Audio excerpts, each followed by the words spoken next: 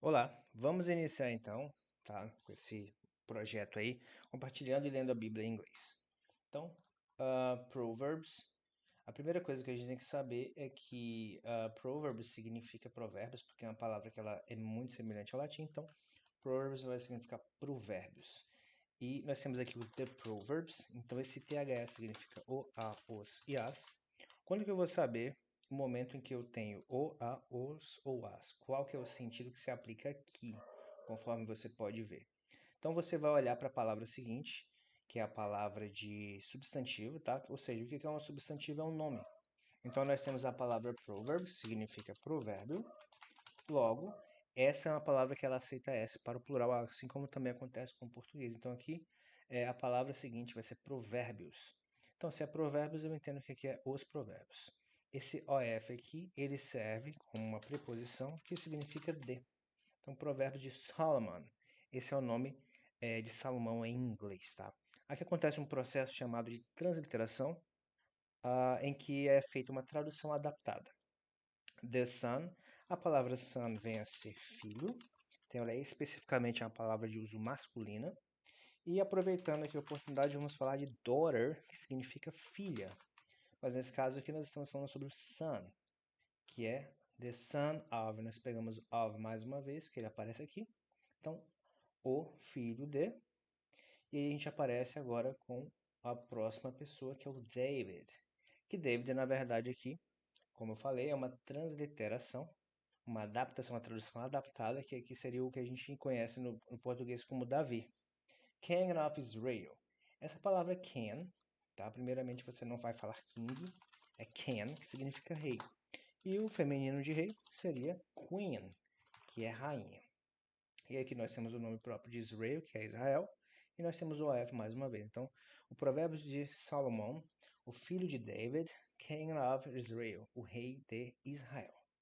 Seguindo para a próxima linha, nós temos esse TO, que é bem curioso o uso de TO com o próximo, que é o know.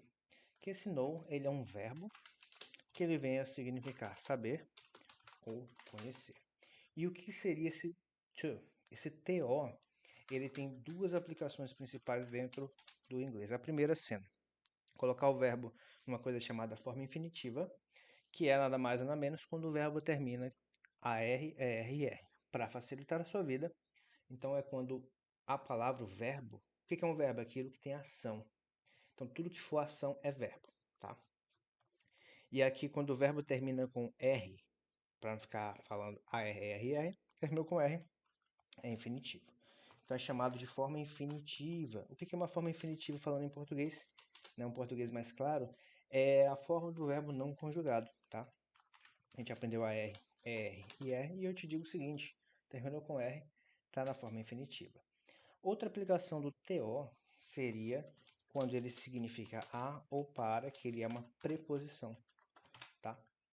Então, nesse caso aqui, como que eu vou saber se é a aplicação 1 ou a 2? Eu vou olhar para cá e ver qual que faz mais sentido. A próxima palavra, que é o wisdom, vem a significar sabedoria. Então, wisdom significa sabedoria, tá?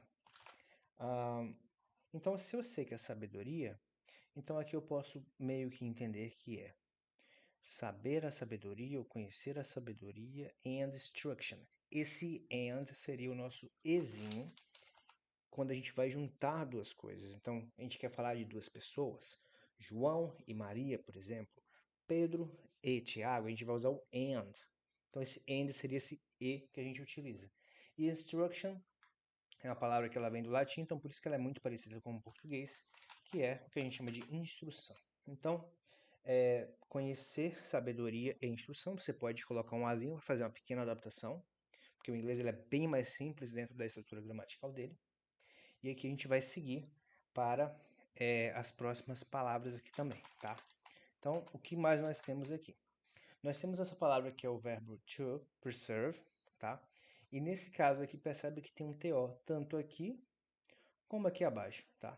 Então, nesse caso, é muito provável que a aplicação seja dessa de cima. Então, bora ler, porque a gente só vai saber a aplicação quando a gente começar a ler.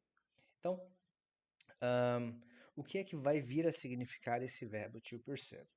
Esse verbo ele vai vir a significar compreender ou entender, coisas nesse sentido. Então, to perceive the words of understanding. O que significa understanding? Essa palavra vem da palavra understand, que significa entender. E quando você joga o ing nessa palavra, né, que é uma regra muito comum, que a gente costuma dizer que o ing no inglês é como se fosse o NDO em português. Nesse caso, understanding, a gente já aproveita e aprende aqui alguns sentidos, como o primeiro sentido